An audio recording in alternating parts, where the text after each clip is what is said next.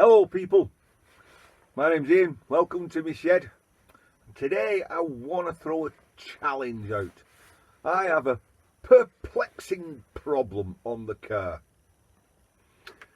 Now, one of our YouTube family, HOmotorsport, is a mechanic. He put a video up and I'll put the link in the description. And basically said, hey, you know, if anybody's got any car problems, let me know. I might be able to help. Among my circle of people, Huey Lionheart, Chopper's Rule, Anthony Carter, Muggsy, even you, Dizzy, 1969. Oh, he tends to work on smaller engines. People like Stacy and David Johnson and the Small Engine Nation people. Like Eddie Bloke, I've been working on cars all my life. But I've had this problem for about a year. I'll put some details in the description, but basically I drive an old Skoda, an old diesel. Say 2004, 196,000 miles on the clock. Still runs lovely. 1.9 TDI engine. Last summer, I noticed I was getting water pooling on the floor underneath the car, but it was very intermittent. It could happen on a 3-mile journey, not happen for a week. I could do a 50-mile journey and nothing happened. Obviously, gradually it got worse. I searched hard, I couldn't find any water leaks. Quite by accident, I was underneath, I lifted the bonnet up, hood for you guys, and there was some steam coming from underneath my expansion tank. The pipe is held on with these springy clips, which I don't particularly trust. So the first thing I did, I removed that and put a Jubilee clip on. Fine, no problems for a week. Thought, great, that was the that was it. But no, continued. So I decided that this had a hairline crack in it. And under pressure, the crack was opening and it was leaking. So I got another one, put that on. A week later, not a leak. Fantastic. And then it started leaking again. So basically what's happening is it's overheating, it's pressurizing, it's overpressurizing. And what happens then is it lifts the spring in the cap. That allows water to go into that inner channel and flow out of the overflow, and that's what was happening. It was going underneath. That's why I thought the bottle was knackered. So if it's overheating, the cooling's knackered, and indeed that was seized pretty solid. I took it off, tried to free it up. Well, I did free it up ish. I went to put another one on. Happened again. So I decided it was the thermostat. So I took the thermostat out altogether and ran it for a short while without the thermostat in. I was still getting leaks.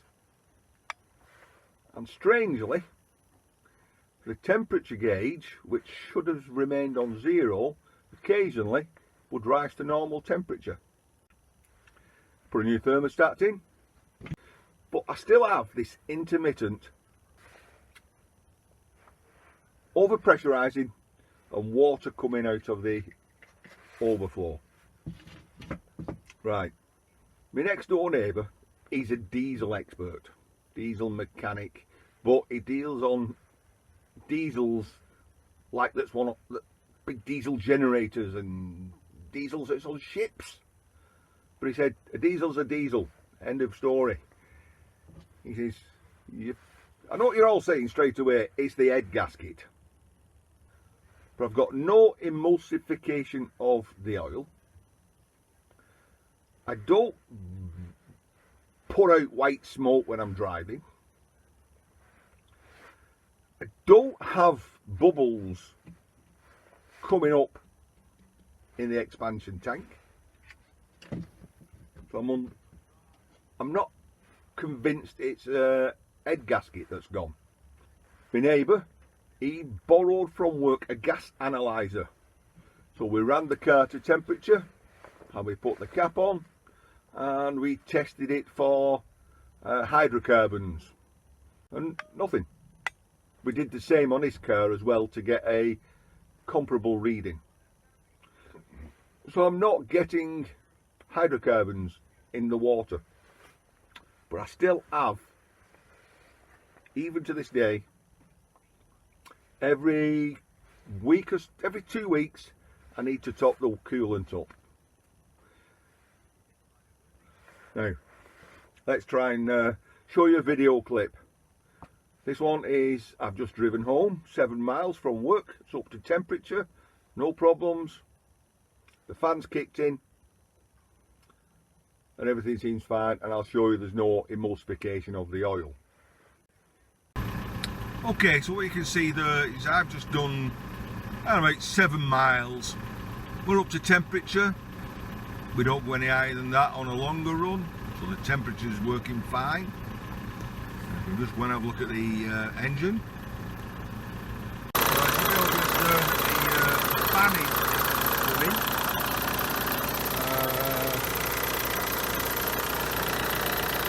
Turn the engine off. What I want to show you guys is that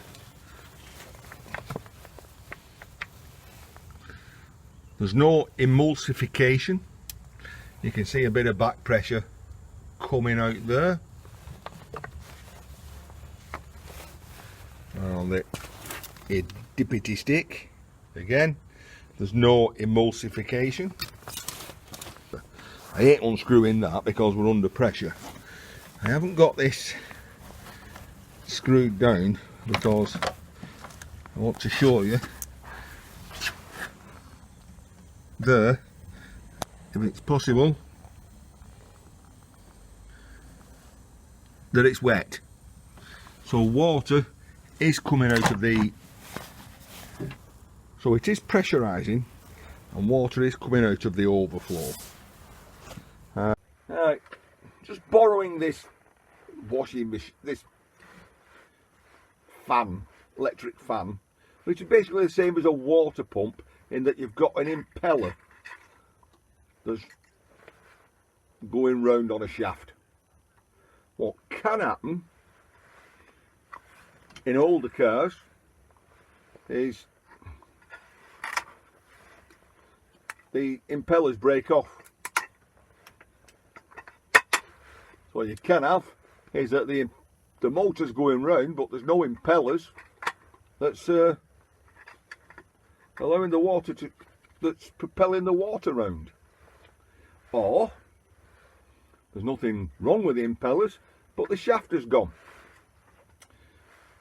So it's spinning round, but it ain't doing anything. So this next little clip shows you that it must be working, because I've got a decent flow of water on the return.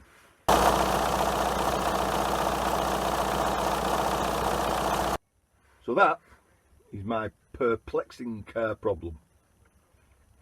I think I've got an airlock. I think there's a pocket of water trapped that's not flowing that's boiling and obviously putting steam into the coolant system. I honestly don't know. The heater matrix, like for the windscreen, is slow to get up to temperature. I maybe have to drive 3 miles before it starts to come warm. But then again, that may be just the thermostat opening and allowing engine temperature water to go through the matrix. It's quite possible I've got a cylinder head gasket problem. I would have thought that over 8 months it would have manifested itself into something more serious. Up to now, it hasn't. Hey, come on, throw me your ideas. Here in his shed. I'll probably see you tomorrow night as well. I've got to tackle that lot sometime. Catch you in the next one.